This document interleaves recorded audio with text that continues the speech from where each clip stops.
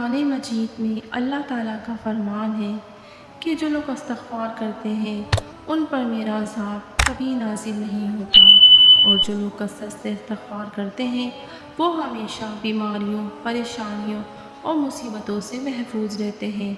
رسول اللہ صلی اللہ علیہ وآلہ وسلم کا فرمان ہے کہ جب بندہ کثرت سے استغفار کرتا ہے تو اللہ تعالیٰ ایسی جگہ سے رزق عطا فرماتے ہیں کہ سوچا بھی نہیں ہوتا۔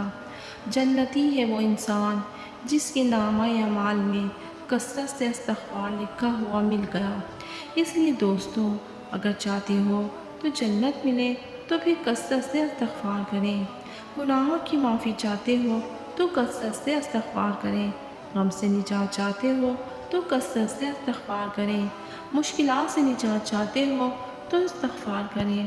دعاؤں کی قبولیت چاہتے ہو تو استغفار کریں۔